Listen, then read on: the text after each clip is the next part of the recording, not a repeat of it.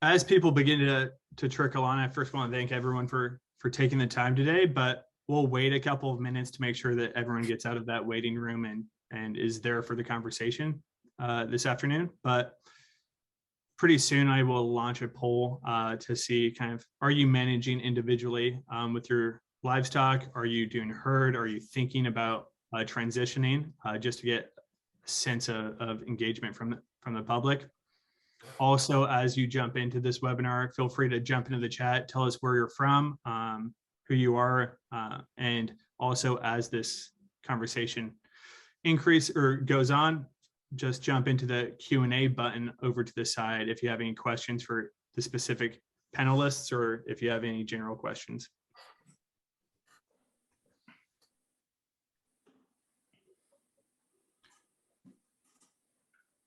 So I still see a few people trickling in. We'll give it about another minute and then we can move forward from there.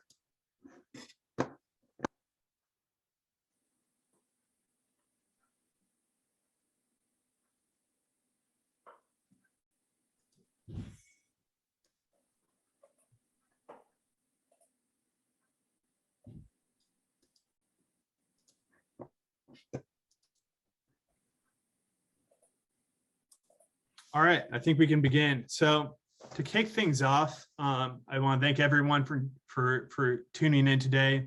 Today, AgriWebb is hosting a webinar to discuss what is individual animal management.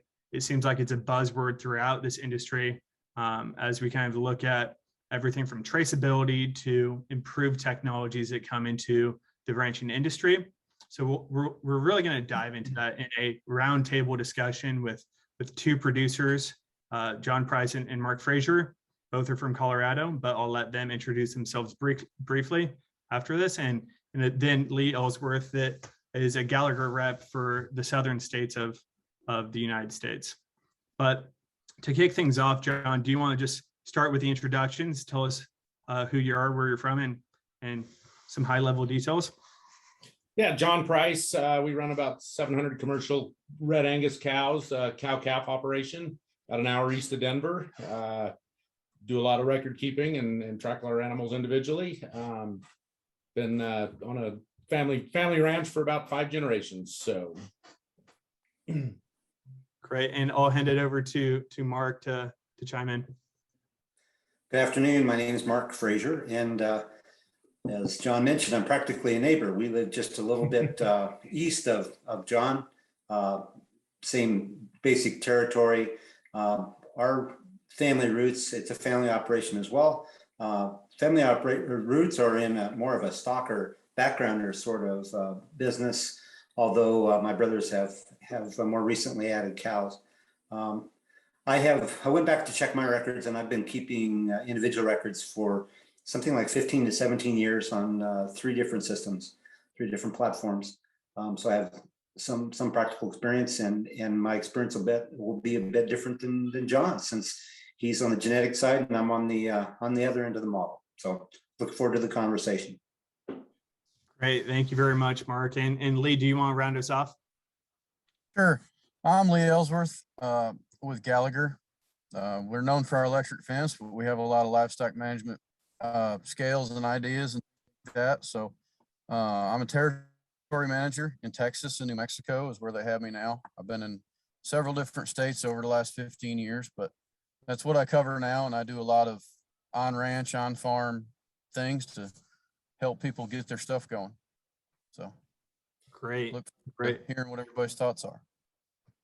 Great, thank you very much, Lee. To kick things off, probably while I introduce myself, I'm just going to launch a poll to see everyone in the audience. Are you managing at a herd level? Are you managing at an individual level, or somewhere in between? So I'll kick that off, and as I introduce myself, we can see the answers jump in. So hopefully it's not a terrible thing if it covers my face personally, but on your screen you should see a little poll being launched, and I will go ahead and introduce myself. My name is Kobe Buck. I'm the U.S. account manager for AgriWebb. I personally grew up on a cattle ranch in northeastern Colorado. We are commercial Black Angus. We have a maternal line of maybe Hereford Angus cross, And then we have now adopted to have a terminal line of semi-Angus on our calves set for the beef supply chain. We've been out in Eastern Colorado near the town of Ray for about 5 generations in Eastern Colorado as a whole. And after just going to the local high school, I kind of got away from our industry for a bit. I went to the East Coast for college and spent 5 years in New York and working in commodity-based supply chains outside of livestock. So some in ags, metals, and energy as well, learning at what these complex supply chains really do on a global level. And fortunately enough, a year and a half ago, as AgriWebb was looking to expand in the United States, I was connected and was able to transition over to AgriWebb to help spearhead launching in the US, working with US producers. So I'm your host. I work with clients across the country for AgriWebb and really look forward to the discussion today. So we have some answers coming into the poll. I might just end the poll and display the results for everyone. So thus far tuning in, it seems like very few people are managing currently at a herd level. I don't think that there's anything wrong with managing at a herd level. It's been the bread and butter for a majority of ranchers for the last 3 or 4 generations. But in the last 25 years, we've kind of seen the rise of technology, first through the source and age verification programs and Japanese exports. And now that's continued to evolve. New technologies have continued to evolve to make individual animal management more dynamic and more easy for operations across the country.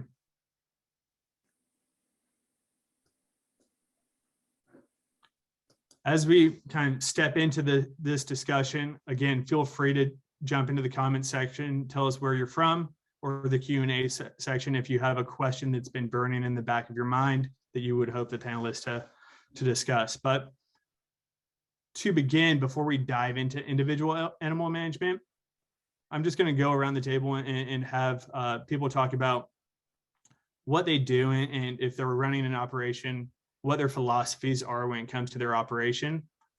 And that can be outside of individual animal management. Are you low input grazing focused? Are you highly prioritizing genetics or something in between? Mark, do you want to lead us off there?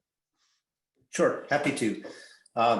And first I'll make a confession, I'm a bit of a data geek. So I enjoy collecting the data and noodling through it, trying to find hidden answers and answers to problems I didn't know I had. So it's a passion of mine, and I'm happy to talk about it. As I mentioned, I'm primarily a stocker feeder type producer, and I need to stage that by stating that about 2/3 of what I do goes through a natural program. So in that case, the records are important not only for my personal management use, but also for verification on a certified process certified program. But as I prepared for this conversation this afternoon, there's three elements that I thought would be worth mentioning to frame the discussion. The first is, I think when you enter any data collection program, you need to start with what you are trying to get out of it. In other words, not just collecting data for data's sake, but to have hard, conscious objectives as to what you're trying to achieve, what data that you want, what sort of information do you want before you start collecting data.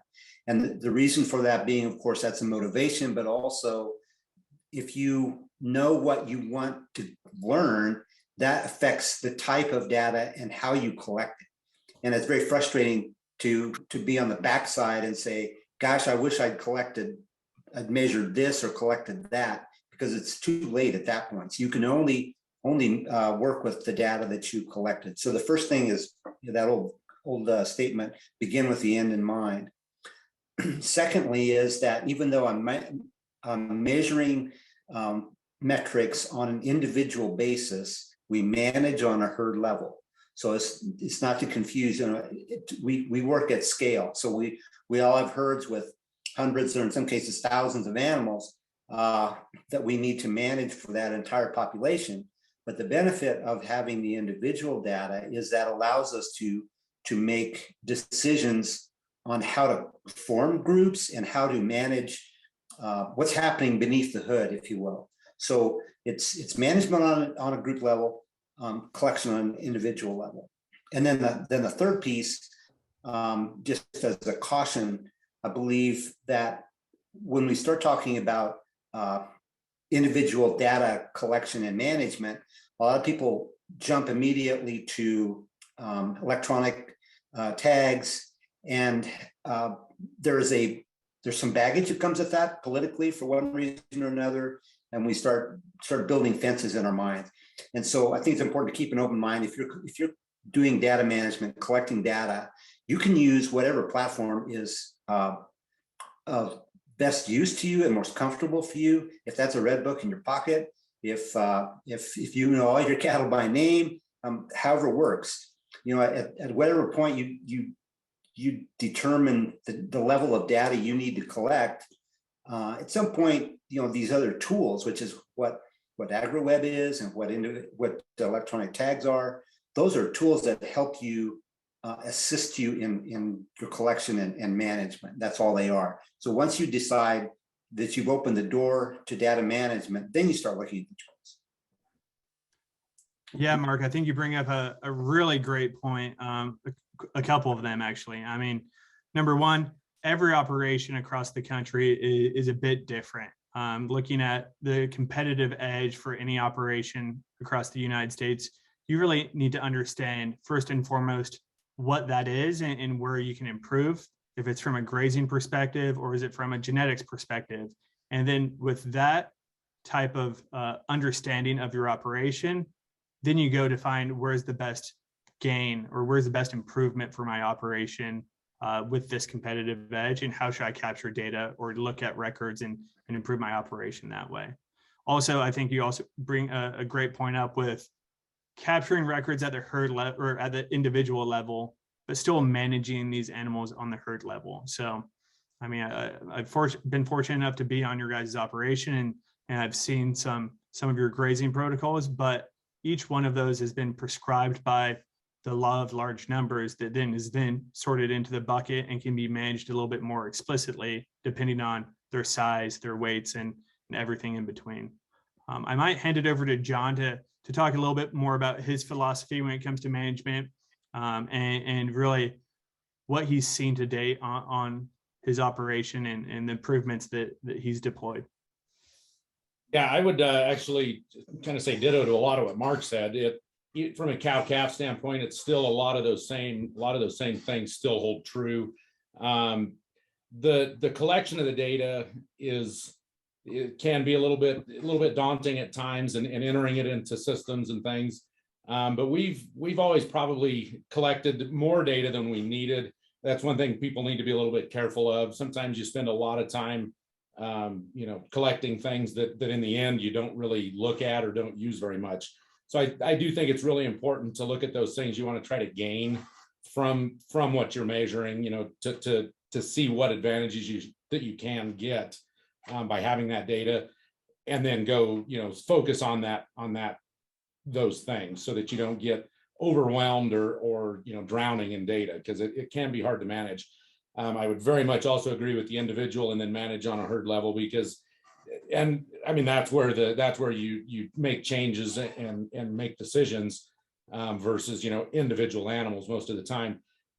The nice thing that there is, AgriWebb is a great example of platforms that allow you to put that information in there and then make it easier to pull out those herd level information. So, whether it's this one or something else, but you need to find a way to be able to look at that information and be able to pull something from it to make, informed decisions on where you want to go with it. We use it a lot of individual, weaning weights and things like that, which are kind of the obvious ones. But from a genetic level, that's another one. It allows us to really track different, bloodlines, things like that. We've started moving into DNA information, and which even gets a little more detailed, maybe a little more specific.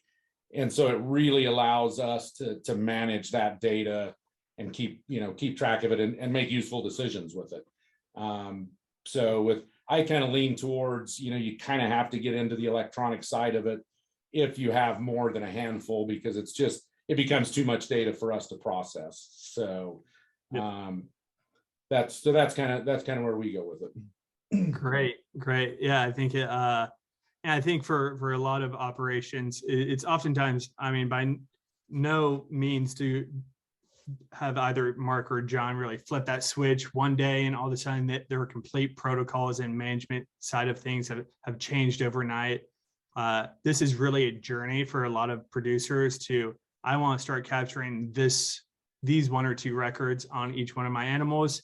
And then over time, over year, you continue to add to that complexity. It just so happens, I think both Mark and John are further along that journey than I am personally. Our family operation still, I mean, we evaluate animals, we evaluate replacement heifers on an individual type method, but when it comes to full adoption of individual animal management, we're not at that point. I think that this will creep into our conversation. But before we get there, Lee, I just wanted to open it up to you and say, I mean, down in a different geography, I think that we have quite a few Coloradans up here. But when it comes to working with producers, longtime producers or new producers interested in this space and interested in individual animal management, do you have any major takeaways of the goals that they want to accomplish and how they want to use the Gallagher technologies? Well, I deal with a lot of different people just because of the realm of what I do.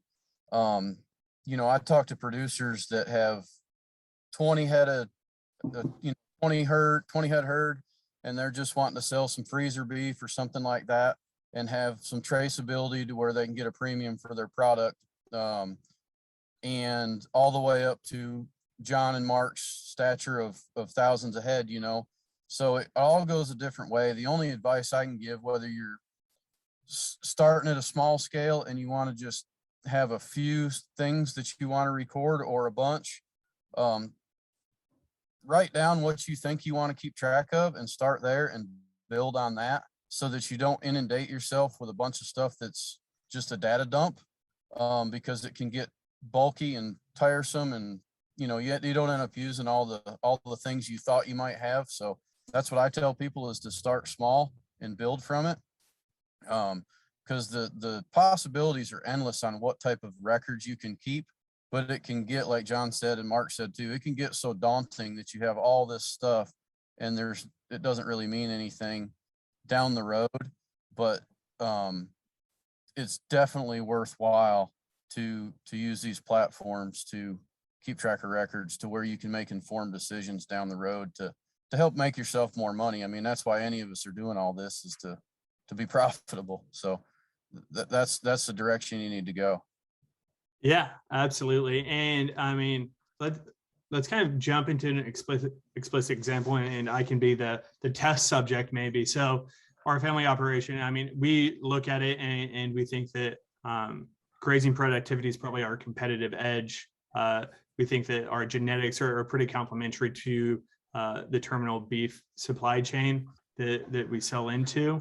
But we also have some herds that are high enough quality from a maternal design that we're looking to have our own replacements and develop a replacement heifer program.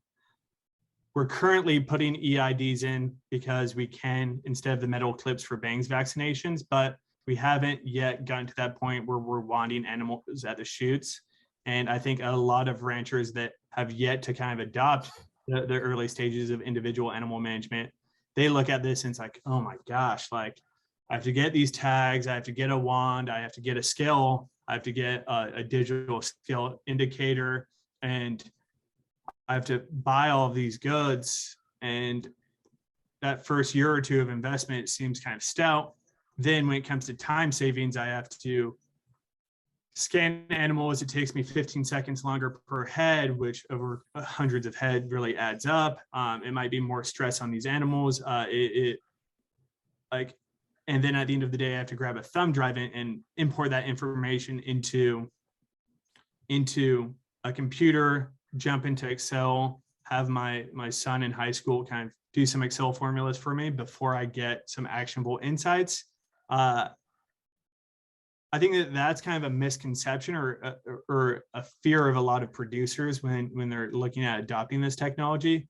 Lee, where would you advise a producer like me to really kind of take that next step in improving their operation? Because I do think that there's a lot of data and a lot of value at the back end if I can just kind of get over that big hump of changing my management practices at first.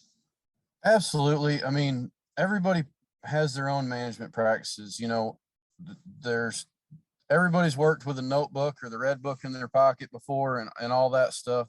And that's just as cumbersome and bulky because you got to sit down and you got wet paper and covered in cow crap and scratch marks and transpose numbers and everything else. So it is a learning curve. I mean, we all buy a new vehicle and got to figure out how to work the radio, or get the new iPhone and got to figure out how to work around that from the flip phone we used to have.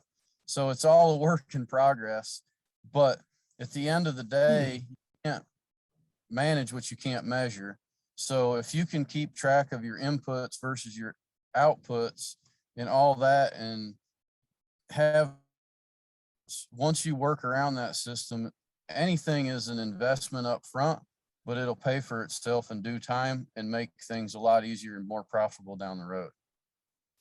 Yeah, I mean, there's absolutely. a million different tools out there to use. It's just picking one and sticking with it and learning how to use it.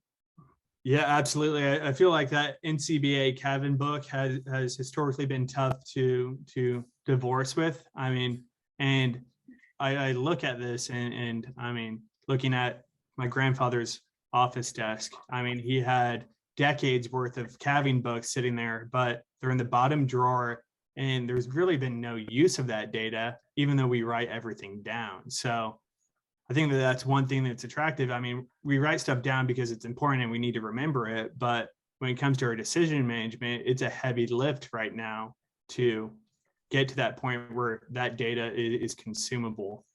And sticking on this adoption journey, John, I know that you've been managing animals individually for a fairly long time.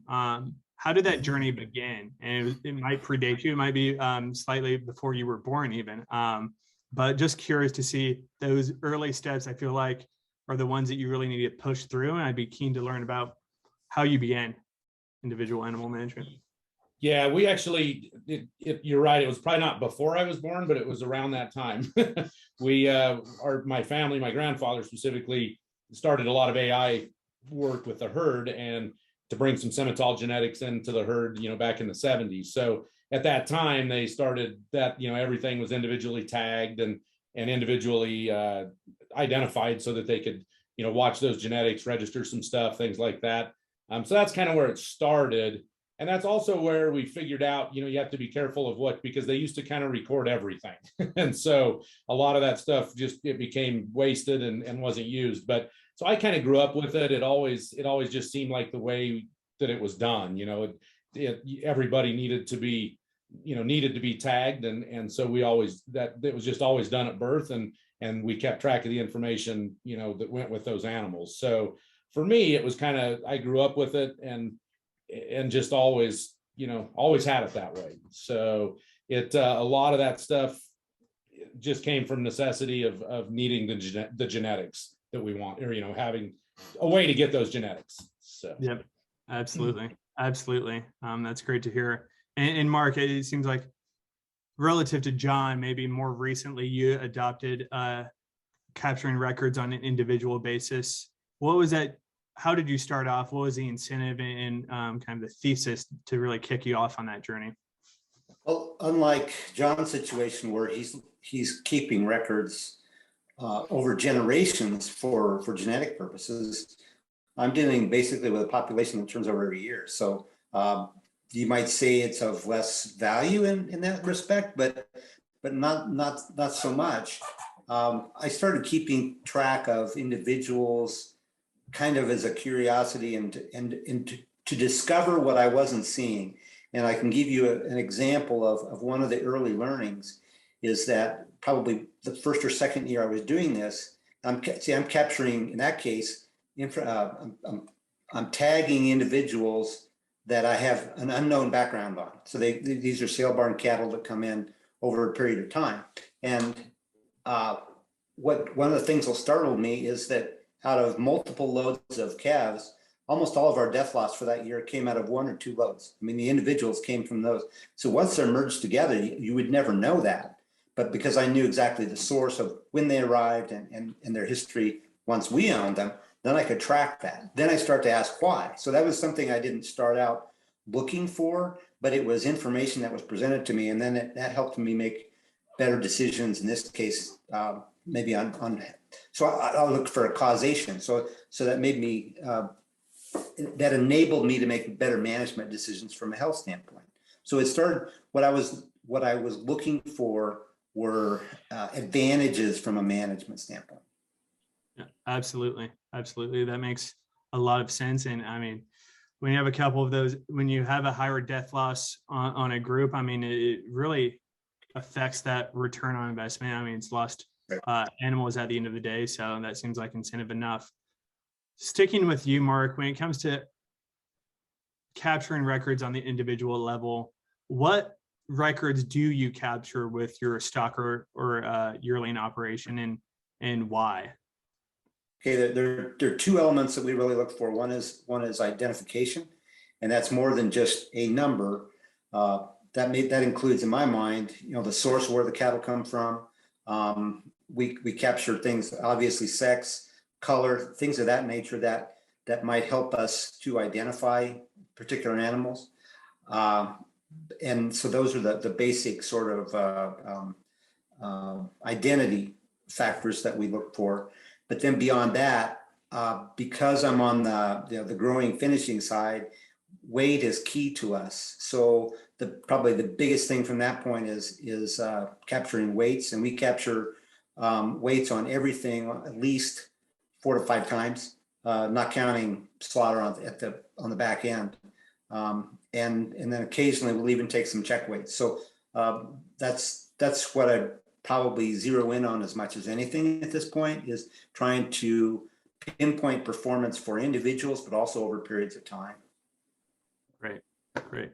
And when it comes to these weight records and these improvements, how do these individual records really lead to actionable management decisions? I know you said that you sort your animals various ways when it comes to grazing or maybe shipping them to the finishing side of things, but I would be keen to learn, like, what do weight records allow you to do in the basic sense, and then also how do you manage those animals to maybe provide more uniformity or a higher rate of gain? So within a herd or a pen or a lot group of cattle, you'll have an average daily gain, for example. So 2 things that doesn't tell you is when was that gain over a period of time? Was that achieved early on? Was it consistent through the time? So that's difficult always to manage if you can't measure that.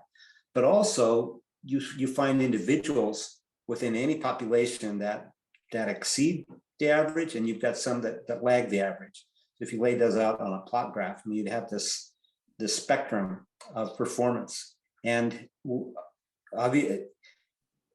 that's not unlike what John does with these genetics. I mean, you're always trying to push the ones on the upper end in terms of performance and cut off the poorer performers. So if you can identify a reason for that, or if that's from a particular source for me, or if it's a way I've handled or managed those cattle, that helps me to fine tune my management. And let me add another thing on the since I'm a finisher as well. Yep. I want to get those cattle to a finish point at the same time, and we know that not all cattle do that. So the more I can learn about a particular phenotype or source or producer or genetics of an animal, and make general associations, that helps me in grouping those cattle so that they do finish at an appropriate period of time.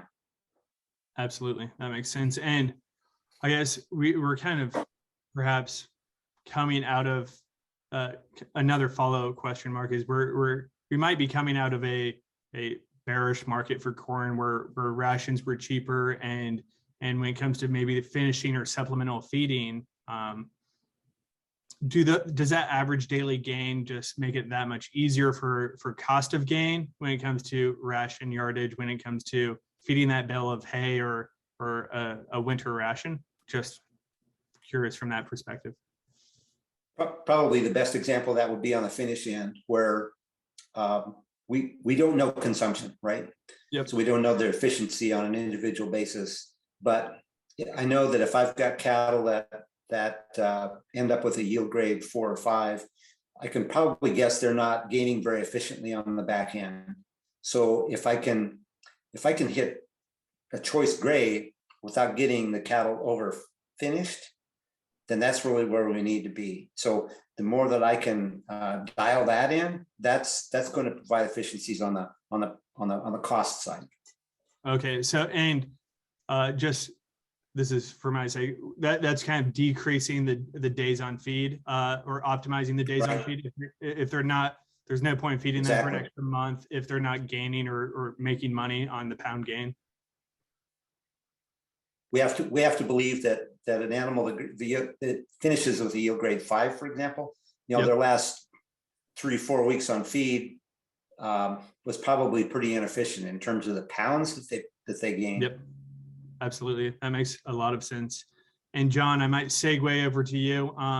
When it comes to capturing these records for individuals, again, you're a cow-calf operation. What record points do you feel like are the most important for you and really help drive your goals and initiatives on the ranch? Yeah, for us, it's kind of two-sided, because that weight that Mark was talking about is still, for us, that's still that's what you get paid on at the end of the year, is the pounds that you sell. So that's always, first and foremost, that's one of the big ones. We watch birth weights, for calving ease and things like that. We also we don't take weights near as often, but we also do a weaning weight. Just prior to shipping our calves off, they leave our place right off the cow. But those are the two main ones. But to make that mean a lot for us, we have to correlate those with a lot of different information from the cow. How did that calf get to that size? Because it's one thing for a 1,000-pound cow to wean a 600-pound calf, but it's a whole nother thing for if a 1,500-pound cow only weans a 600-pound calf. There's not very much efficiency there. So we need to be able to track those things. There's kind of in some regards, there's sort of an upper limit to what genetics can do. You can only raise a calf that's going to gain so much. So when we try to help our bottom line, the best way to do that is to identify those poor performers and eliminate, bring your bottom end up, essentially. Because your top end, you're always trying to make improvements, but you can only go so far with that top end.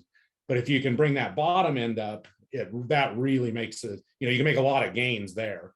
You might not be able to raise your best calf's weaning weight by 25%, but you might be able to bring your whole herd's weaning weight up by 10 or 15% just by eliminating those bottom, whatever it is, 10% of the performers, or, whatever that number is. But that's the fastest way to make the biggest gains, is to identify those poor performers and eliminate them. So we spend a lot of time doing that, finding that correlation between the cow and the calf, getting rid of that 1,500-pound cow that only weaned a 600-pound calf. And I try to replace her with a 1,000-pound cow that eats a whole lot less feed, probably breeds back better and does a whole lot of things better. And she still weans a 600-pound calf. So, or even if she weans maybe a 590-pound calf, maybe you give up a little bit of weaning weight, but you get a whole lot of other efficiencies. So those are the things, we measure a lot of weight stuff, but then, there's all that other stuff that plays into it. So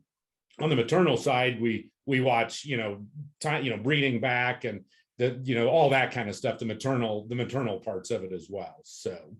Yeah, absolutely. That makes sense. Diving into that a little bit deeper, John. So when you say you kind of want to move away from those lower performers, how does one do that? Is it, the cow did her job, or are we actively culling that cow, or are we just letting her age out of the system? I feel like you don't want to hyper cull, but you also want to kind of strive for uniformity and make sure that every animal is kind of carrying their weight and making money at the end of the day. I'd be keen to dive into that. That's kind of it's kind of a moving target because, some years you kind of have to get through, like your preg checking time. We have a certain window where our calving dates need to fall. And so you kind of have to get through that window or that preg checking time and find out how deeply you can cull, because we have a certain number of cows we want to be calving and running on the ranch. And so if our cows breed up really well, we might be able to go in and cull a little deeper, with poor performers.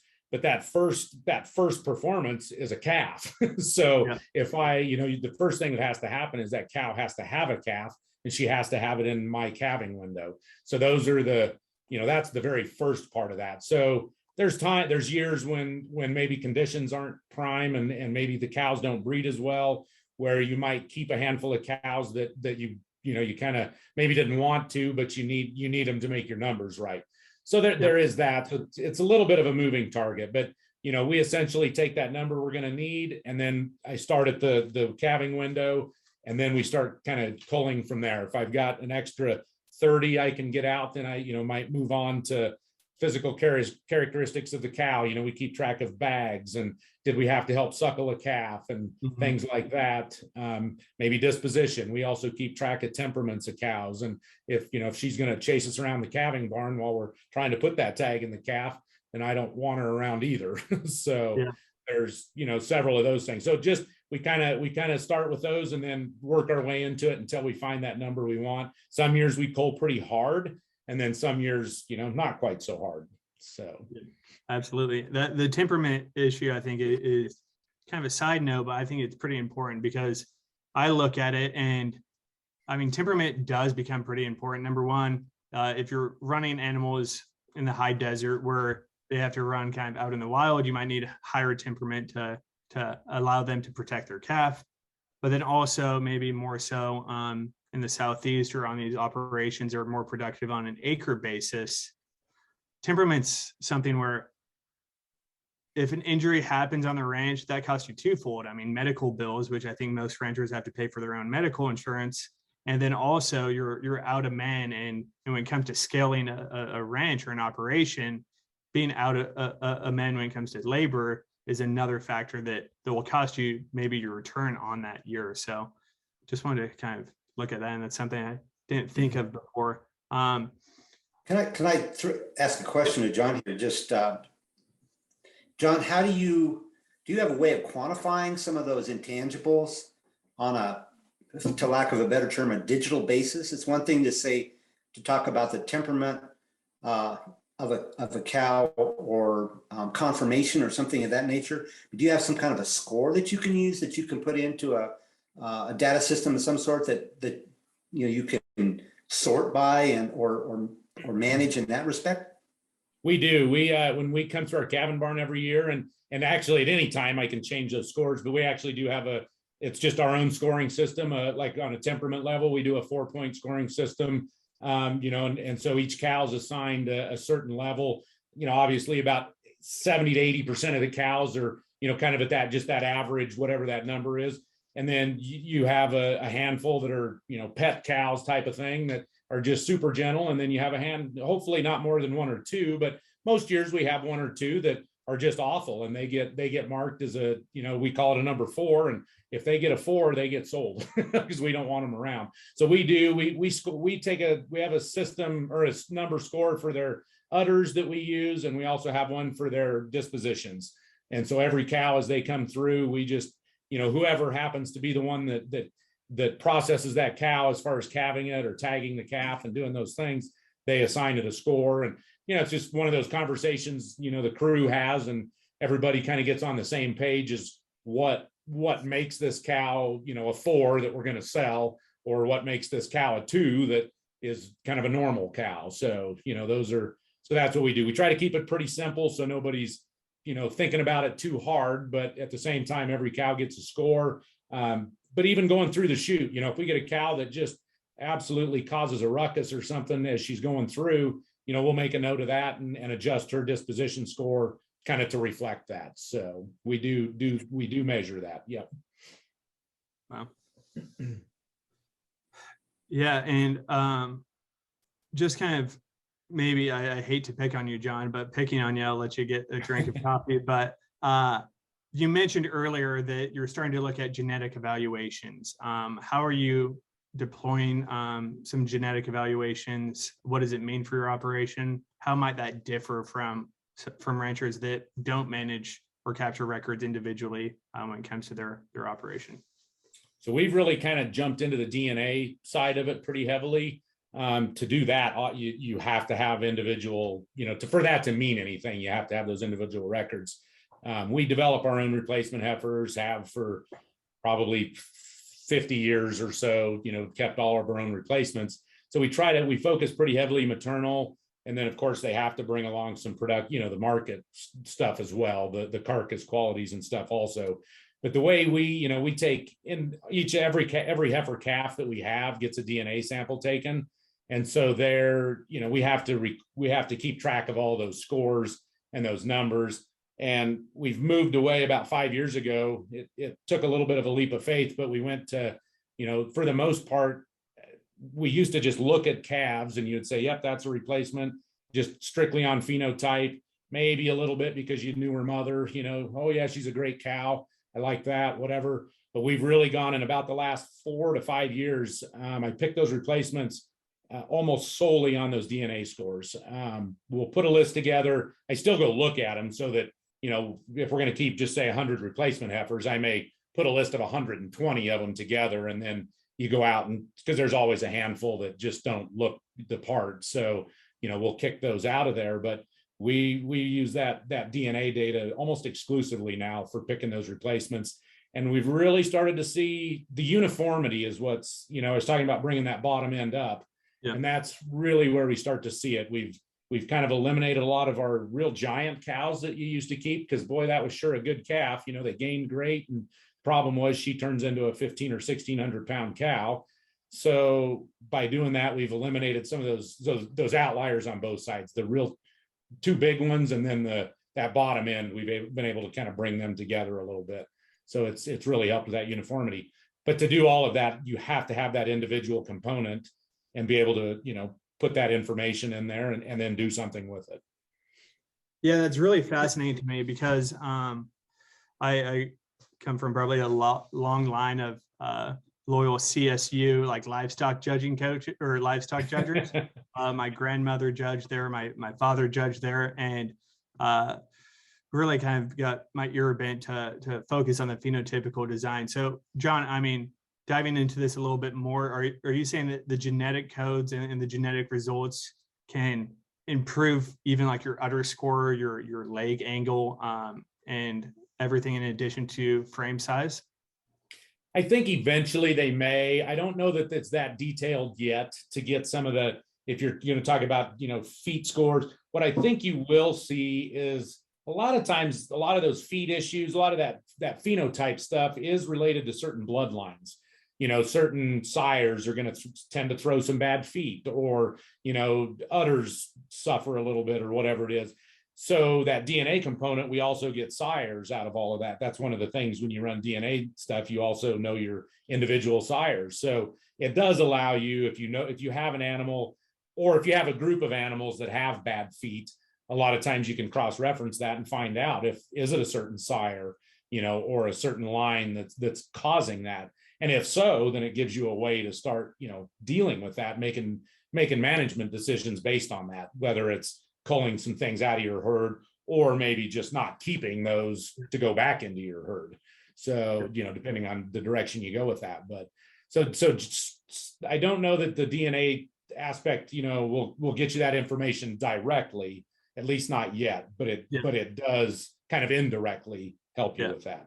Yeah, kind of stay tuned. Who knows what we can do once we do more DNA testing. But right. Another question on just being able to produce your own replacement heifers and then also using a DNA sample for that. I'm keen to know, I think longevity of a cow is pretty important in our industry because it takes time. It's a lack of a revenue stream when it comes to developing replacement heifers, and it's for the most part can be a sunk cost when it comes to replacing these animals for your herd. Have you seen some improvements when it comes to the longevity of your cows over the process of DNA? I don't know that I have yet. I mean, it's one of those we hope to see. I'll be completely honest. I'm not sure that that longevity DNA markers, I don't know that they've got that fine tuned enough yet. It's, you know, things like weaning weight and yearling weights, and some of those are so heavy with, I mean, there's so much data on those because everybody has a, you know, weaning weight, everybody has those things.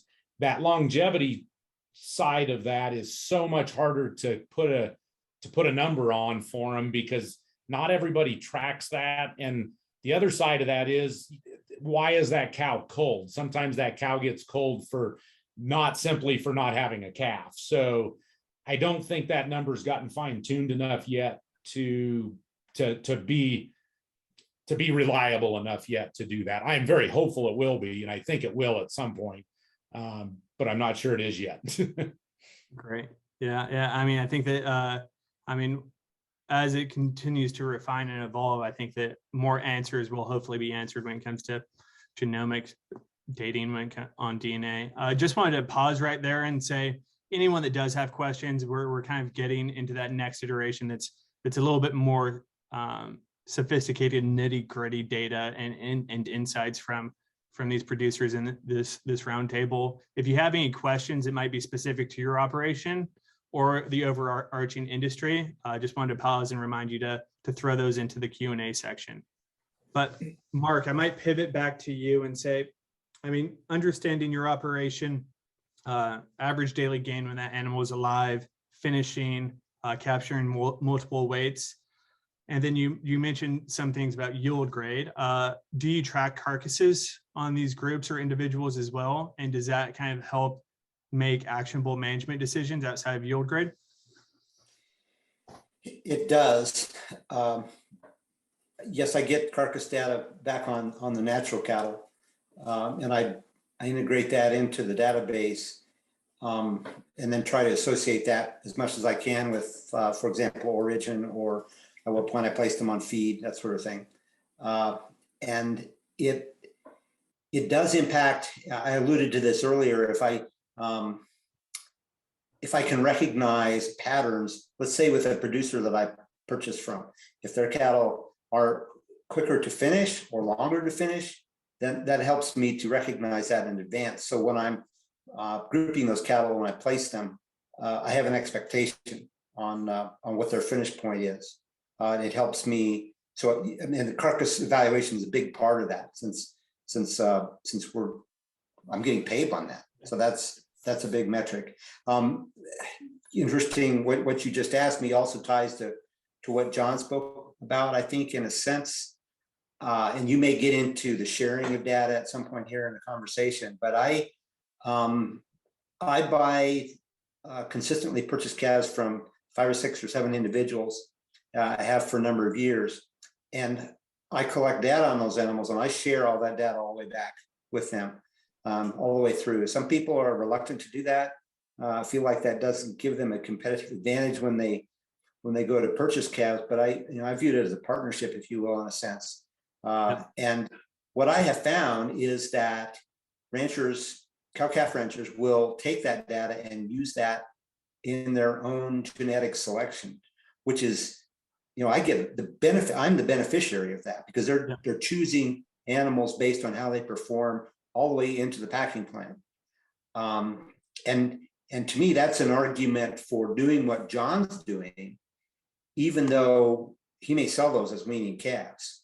From an industry standpoint, it advances all of us down the road. And I suspect that John would welcome and appreciate whatever information he could get on how those cattle did 6 months, a year and a half later. Yeah, absolutely. I think you kind of broached an interesting subject, Mark. In this industry, we have counterparties and then we have trusted partners almost. And every supply chain, every producer probably has their own network of who's a counterparty and who's a trusted partner. And I think that with these trusted partnerships, especially in your scenario where you're buying from similar producers year over year, it starts to get pretty interested in, can there be a win-win-win type of design where a cow-calf producer gets a higher weaning weight or gets more pounds produced or has an increase in average daily gain up to the point of weaning or up to the point where that animal is then sold to you and you get some secondary value from the improved genetics. And by sharing that data back to him, it really creates a feedback loop that continues to improve performance on both operations, improve hopefully profitability on both operations, and produces a better product to the end consumer. Right, exactly. Just looking at, the nitty gritty, or kind of pulling and shifting the subject to another topic. I know we've talked about a lot of different data points and actionable insights of what you can capture with capturing records on the individual level. But where does that turn into a return on the investment? I think, as we mentioned, to get up and running, that initial hurdle to really level up your management on your operation starts with, okay, now it might have to be more labor hours from a tagging calves perspective. It might have to be, I have to fork over some money to buy scale heads for my shoot. Where is kind of the return on investment? I'll probably start with Lee, if you don't mind. When it comes to, let's say, Gallagher Technologies, where do ranchers kind of hit that break-even point with a scale head potentially, or shoot scales?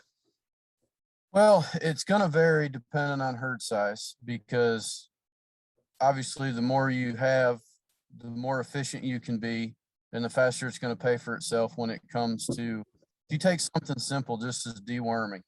And if you have a set of cattle, then you run them through and you say, oh, they average 500 pounds. You're overdoing some and underdoing some. And that's either, you're throwing money away either way, because the chance of hitting one that weighs 500 pounds when you set that preset gun and squirt the same thing on all their backs, it's going to pay for itself.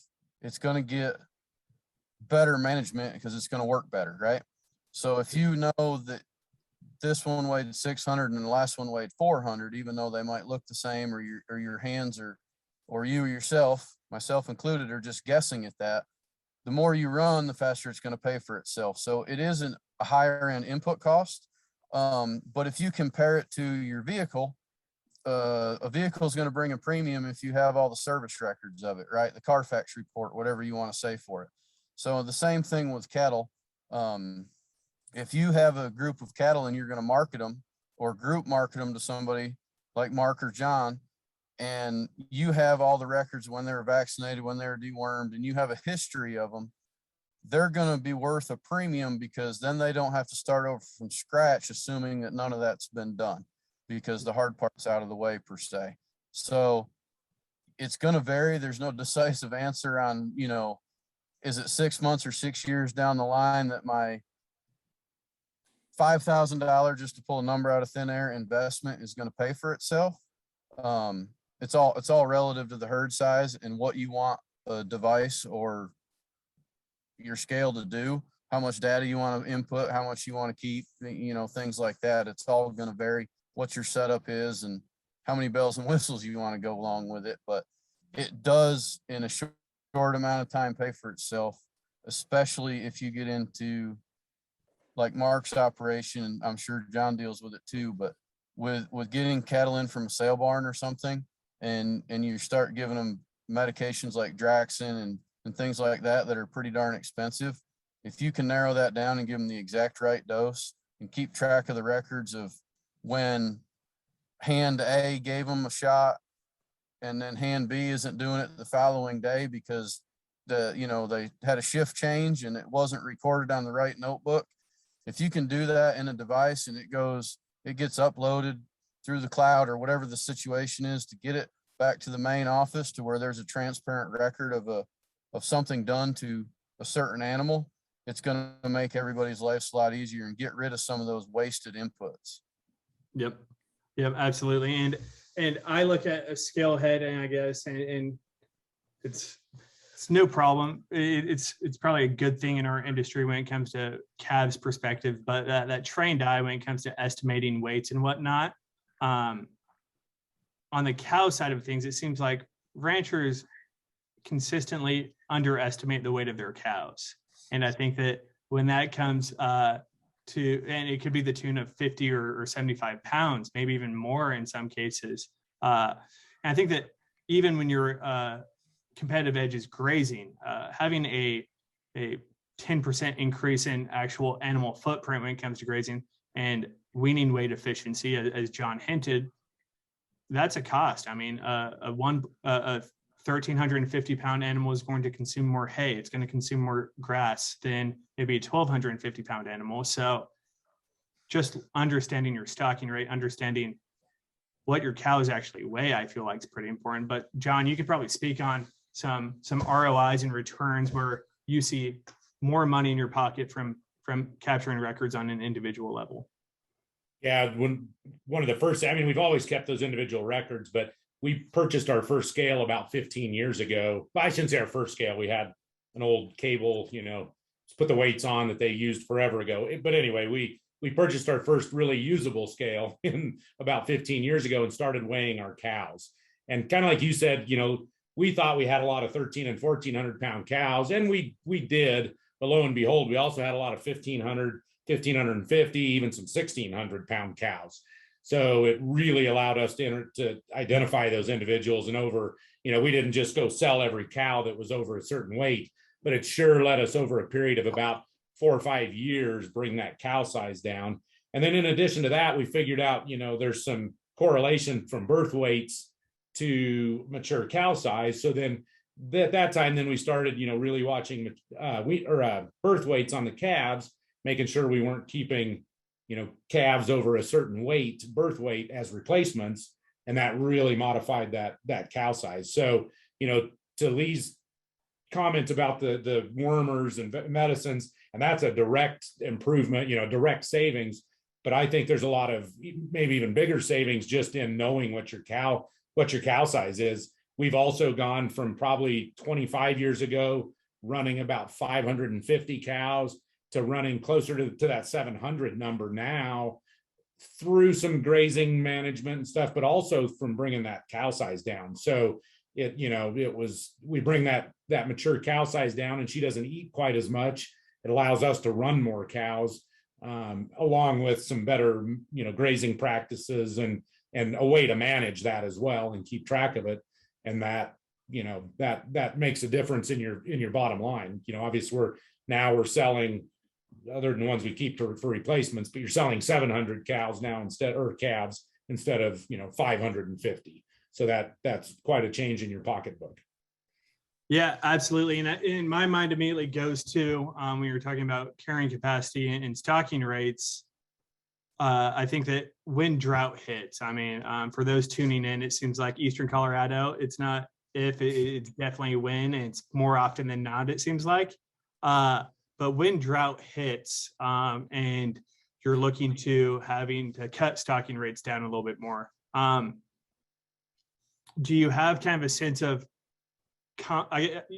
do you have that sense of confidence where I'm keeping my quality on farm so I can build back and improve my operation with a lower head count and weather a severe drought more effectively? Sure. That's one of the great things about it. Even, we talked about how do we determine what we cull each year. And it's kind of a moving target. But if we have a year when there's a lot of drought and we're not going to be able to run as many cows, that's the perfect time to go get rid of those low performers. If you need to shrink your herd size, you sure don't want to be selling your good cows, your better performers, things like that. You want to sell those poor performers and get rid of them, keep those good performers. So for me, having those individual records on some of that is pretty key right there, so that you are keeping that quality and not sending it down the road.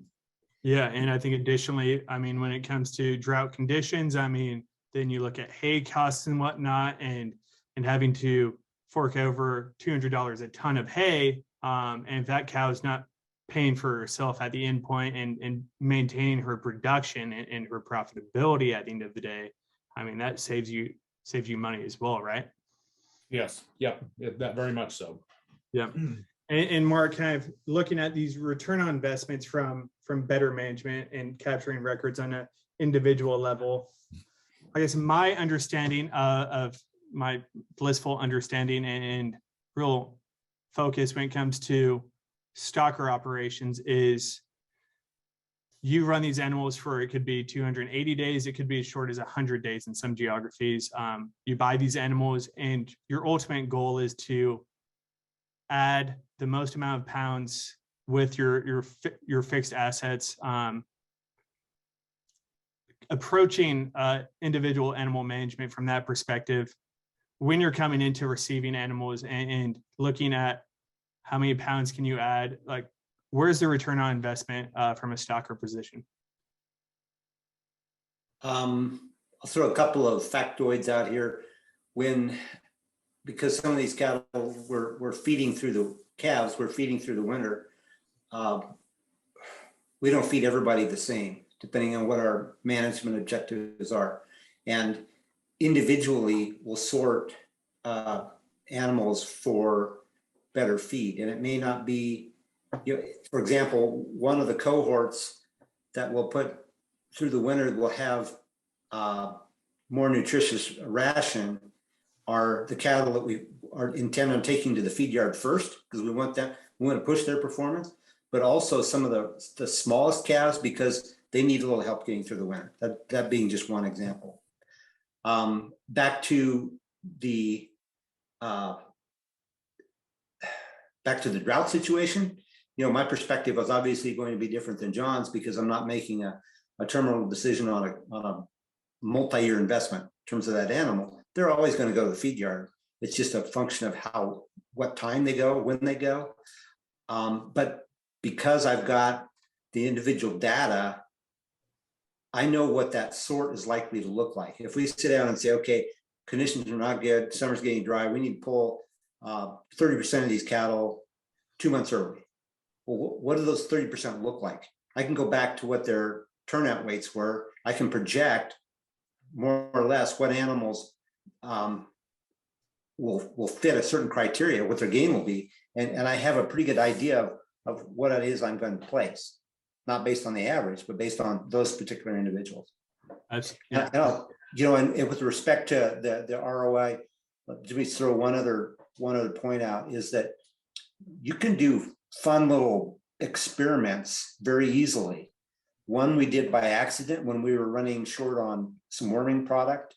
And so we had cattle in the same herd that got wormed and a few that did not. And I marked the individual numbers of those animals. So we didn't change any management other than they didn't get the product up front.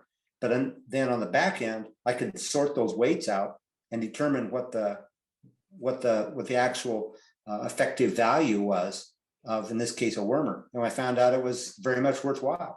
So that's a pretty simple experiment. Yeah, I think that's pretty unique. It sounds like both you and John are constantly doing iterations and little experiments on your operations to see where that next piece of edge is, and having those individual records is that supporting evidence and that end effect and result. Also, Mark, over the course of this conversation, you've mentioned the fact that you produce some natural cattle.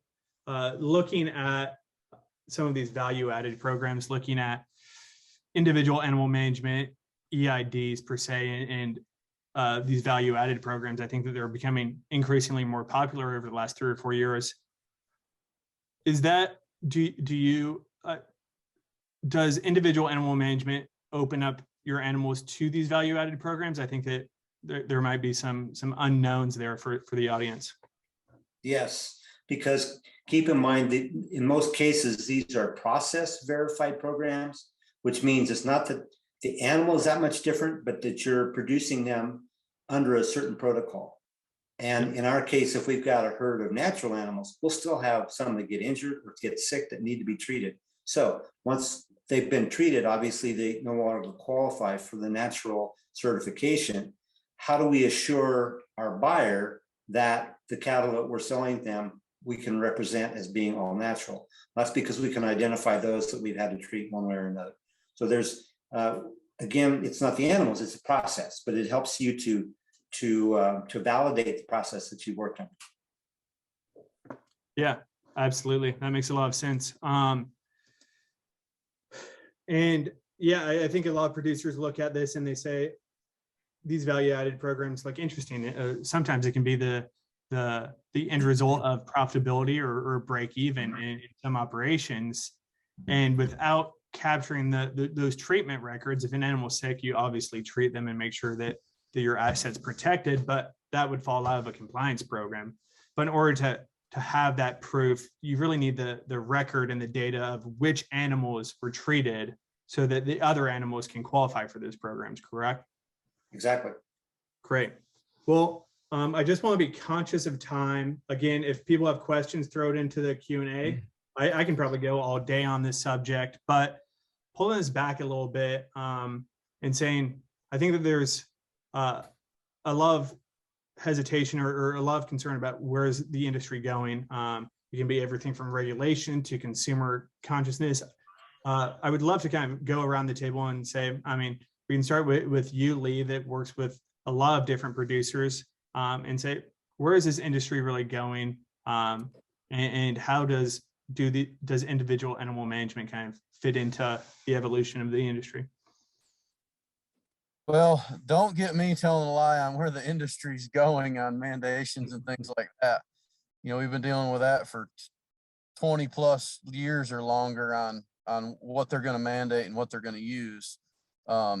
It's definitely headed that direction. I mean, there's a lot of places to where transporting cattle across state lines and out of country and things like that, to where there's obviously mandations and things are going to the RFID tags and things like that. But for premium price and things like that, there is a lot of, and still at a smaller scale yet, but there is a lot of value in these programs, whether it's BQA or whatever one of your flavor. But there's a lot of things coming down the pipe to make it a lot easier. I will say, if you're on the front end of it, it's probably going to be easier to manage because you're going to have your head wrapped around it. And anytime anything becomes a mandation, the price is going to go up. So if you kind of have your equipment and have your head wrapped around it, it's going to make life a lot easier down the road. Yeah. And John, I mean, oh, sorry. I mean, the Angus convention goes on this weekend, and I'm sure we'll hear more about it, just like did at NCBA in August and will again in February and things like that. You know, I'm not the end all be all by any means of the word, but there is a lot of talks and a lot of things coming down the pipe. I would recommend everybody to, you know, educate yourself and ask a lot of questions. Yeah, absolutely. And John, I mean, I think that every once in a while you see the topic rise, are EIDs, are electronic IDs going to be compulsory for our industry? Moving forward, does it really matter? I mean, is there, like, should we be doing this already? What are things to think about as the industry evolves? Well, I would start by saying, I think everybody, you know, I hate to see anything mandated, whatever it is. On the other side of it, regardless of that, I mean, we started adopting EIDs when they very first came out. We did a USDA pilot program to test them out and this and that. At that time, we didn't really get much out of it because we didn't have readers and this and that. But we've had them for quite a long time. At this point, every animal we have has one. And I'll be honest, I can't imagine with my life and sorting and this and that without them. We put so much information in, even just simple sorts. You know, now we run stuff through a chute. I can scan them and then it just, you know, it tells me what, you know, whatever it is. Maybe it's a dry cow and a bred cow that I'm sorting, and it'll just, you know, versus trying to flip through pages on a clipboard to find that cow, along with all of the errors that it takes out, you know, just human errors when you're trying to write things down and put them in a book or on a notepad or in a clipboard or whatever.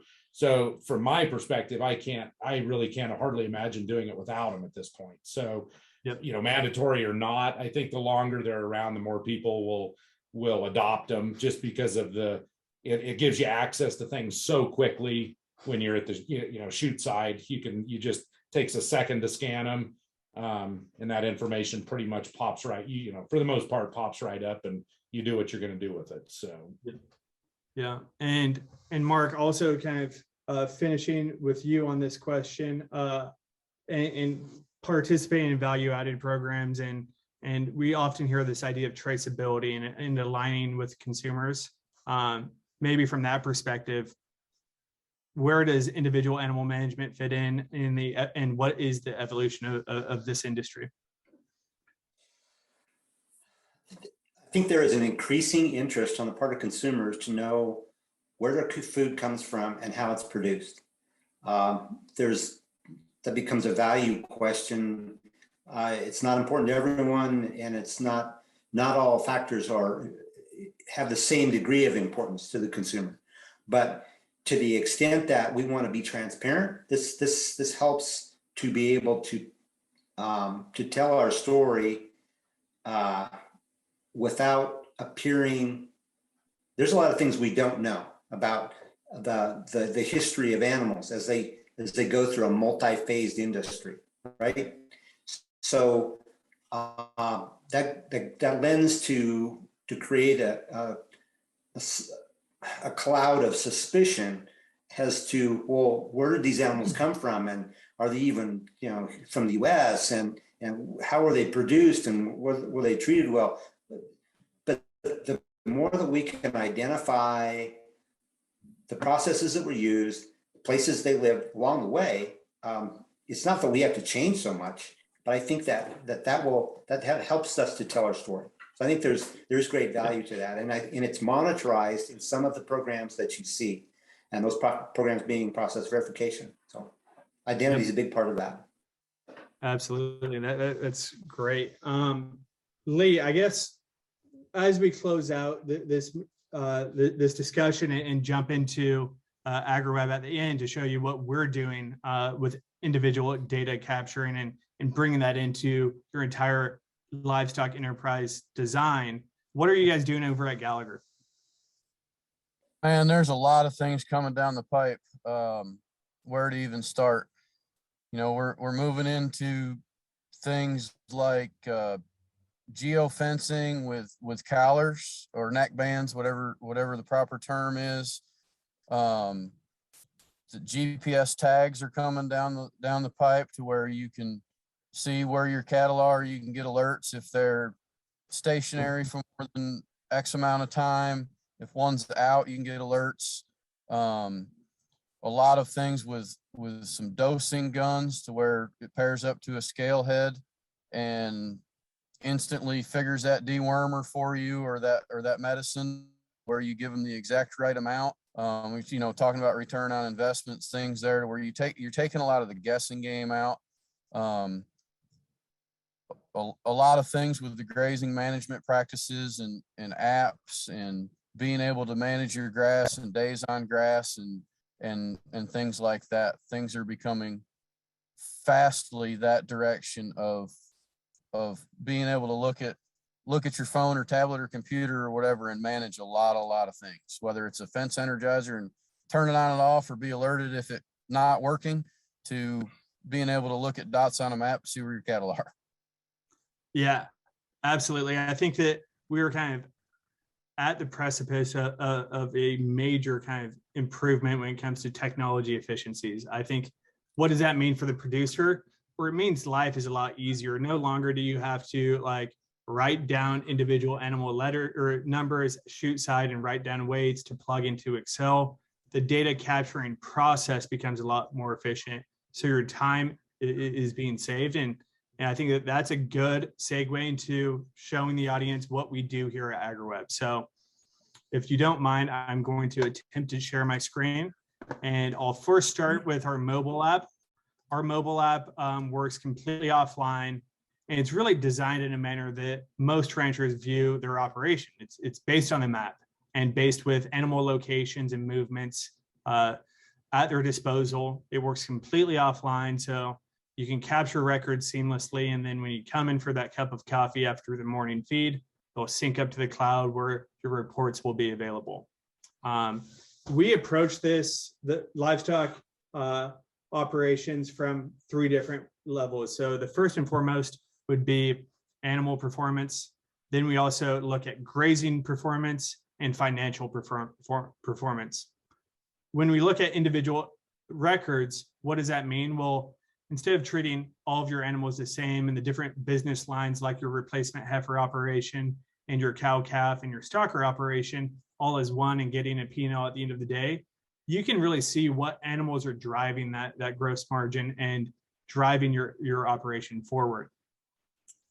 To walk you through some basic functionality, any rancher opens up AgriWebb across the globe, and they have three main tabs up here. Number one is the livestock, so that they can see the number of head at any given time and see where they're at. Then if we want to look at the infrastructure perspective, we can map out those water tanks. We can map out windmills and rain gauges and different pipelines. So everyone knows where that pipeline is and hopefully won't dig a post on top of it. And then finally, we have human resources. So instead of getting a map in the sand from your father, you can know exactly where to go to check that water, to put the salt out and be efficient in your day, so you don't have to make multiple trips north of the operation. Moving back to the livestock side of things, rancher's day,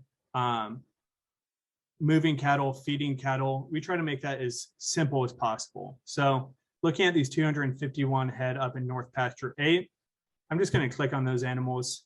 I can see the summary of that pasture.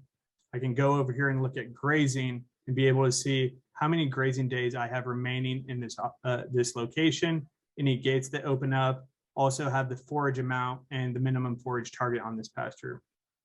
Finally, after that stocker sort that Mark might go through when these animals are received, I can keep track of every individual that should be in that group.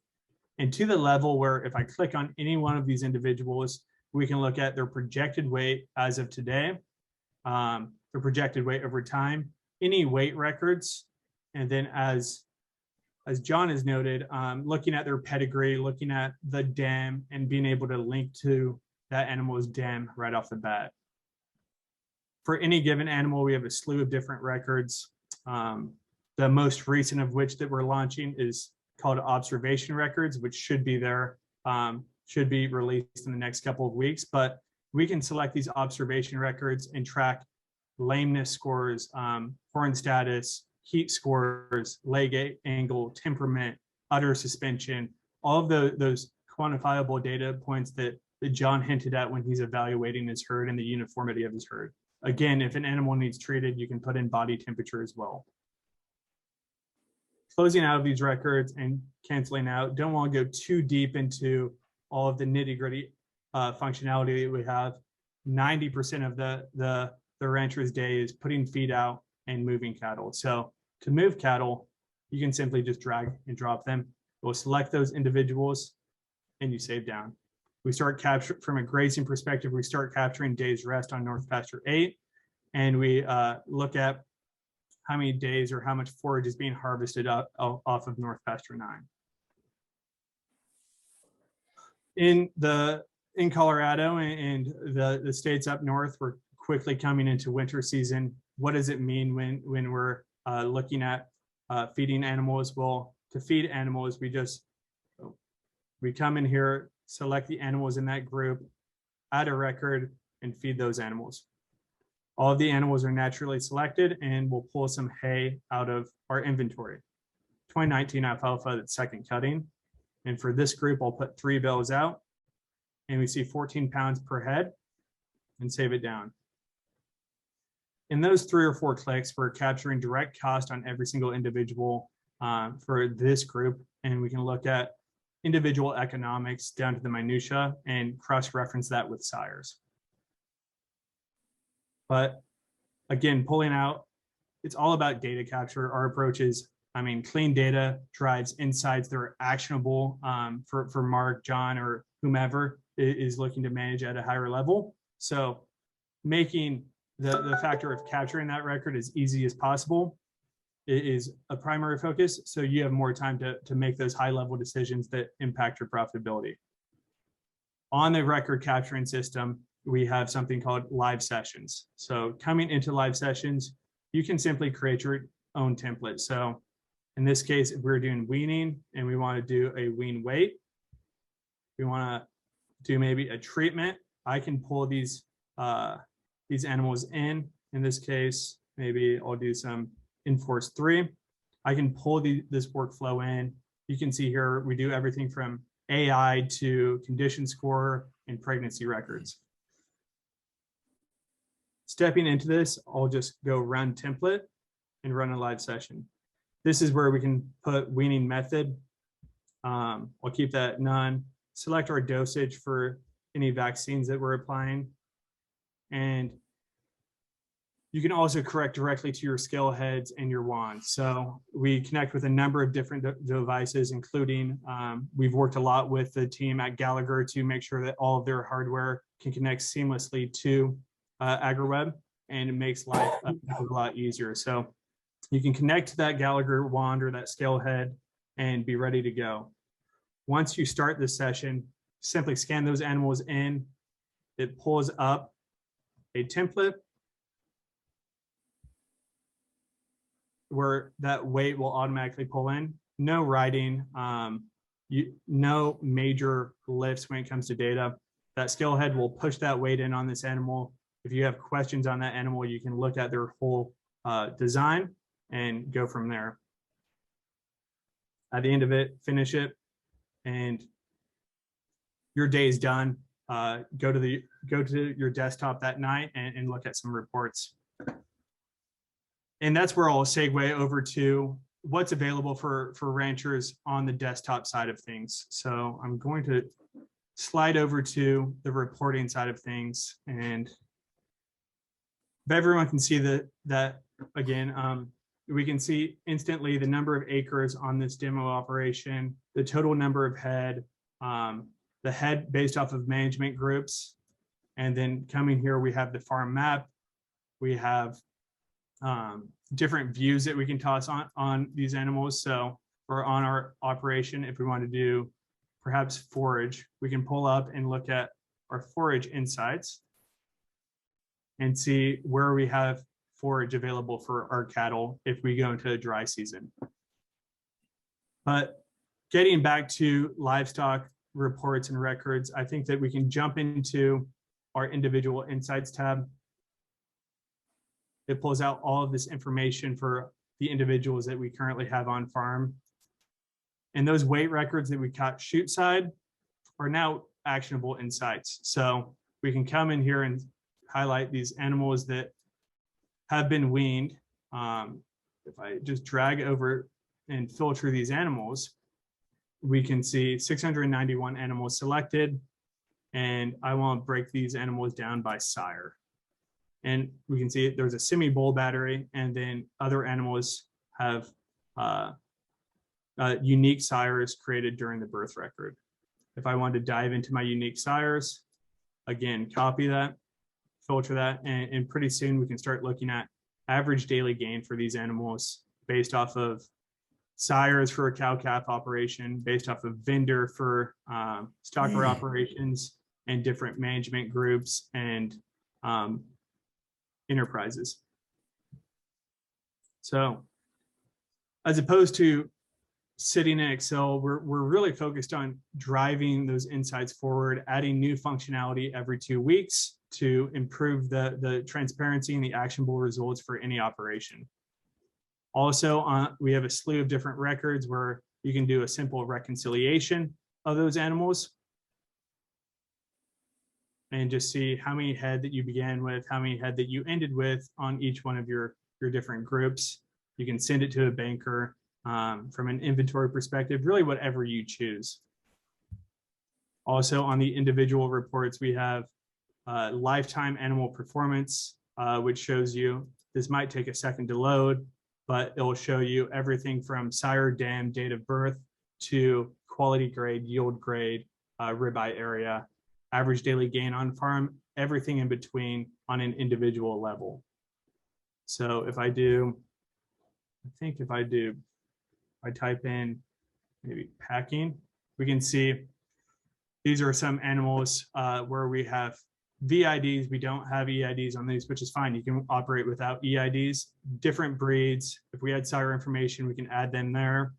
Date on purchase date, purchase price. We're heading to a packer, and then all of this information matriculates through where you can see average daily gain, overall turnover, days on farm, all the way to carcass grades, and have that conception to carcass transparency on each and every individual that you have on the operation. So we try to make it, I mean, minimum input, and really we're now at the inflection point where we're really adding a lot of functionality to improve insights on grazing, individual management, and how that rolls into your herd design, and then also financials and cost of production.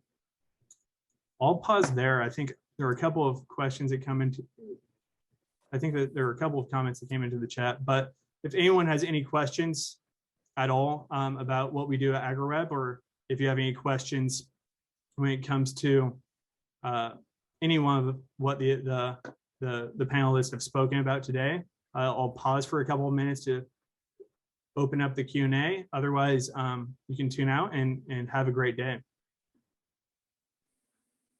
Anything from you, John, Mark, Lee? I appreciate everybody's time. Thank you for having me. You know, I'll offer one caveat. This was, Kobe walked through that and it all looked very easy and very seamless. And just a little encouragement that your first time through this, it's not that simple. But to not be deterred by the technology and work with it. Also to practice, because it's very frustrating to be in a situation, for example, with a live session with a lot of animals lined up to shoot and something doesn't work. So the better you can be prepared in terms of doing a little preparation and practice, the easier this will be for you down the road. Absolutely. Yeah, and I think that that's a good point. I mean, Mark and John, I think I've spoken to both of you, and you're well on that journey and at a high level of sophistication. We're continuing to strive to meet the sophistication at which you guys have operated on. But ultimately, a lot of producers, this is a journey, and this is let's get the ball rolling on improving management and being able to use data to drive management decisions, as opposed to that trained eye, or as opposed to the napkin math that some people in the industry might have had to rely on until economics in the past 4 or 5 years have become tighter. John, is there anything else on your end from in closing? No, I would agree with that. Luckily, my technology always works, so we've never had that problem. But just kidding. that's always a problem. And I would agree very much with Mark. The more you kind of practice some of this, we keep like a little test EID around in my office, just simply for that, so that I have a test animal that I can play with when I set up a live session, make sure my hardware is working, stuff like that, just so that I have something to actually scan. Because I have had plenty of times when you think everything's ready to go, and maybe you're prey checking 300 cows, and all of a sudden, now what? Because it's not working. So the more you can have, the more you practice it a little bit, the better off you are. Yeah, absolutely. Lee, on your end, anything in closing? No, I totally agree with Mark and John and you. I mean, anytime you get something new, don't get it out of the box the morning you want it to go into use, because there's a chance that it's not going to work the way you want it to, or work at all. But with anything, play with it. Just like I said, or somebody said earlier, you get a new phone, you got to figure out how to work it before it's going to dial anybody out. So yeah, it's all trial and error, but it's not as hard as it sounds if you get your head wrapped around it. Yeah, absolutely. And with that, I just want to thank our panelists and thank the attendees for tuning in today. I think that I definitely took some notes and took some major takeaways for as we look to transition over to individual animal management, capturing records on an individual level for our operation personally. If anyone in the audience has questions for the panelists or about AgriWebb moving forward, I mean, we supply the software solutions for 8,000 ranchers globally. We work with about 18 million head between Australia, the US, and the UK. And we're always keen to talk to ranchers on what their operation is and how we can help meet their needs. But thank you very much for your time. John, Lee, Mark, I really appreciate the conversation and hope everyone has a great rest of the afternoon. Sir, thank you Thank for you. having me. Thank you. Thank you.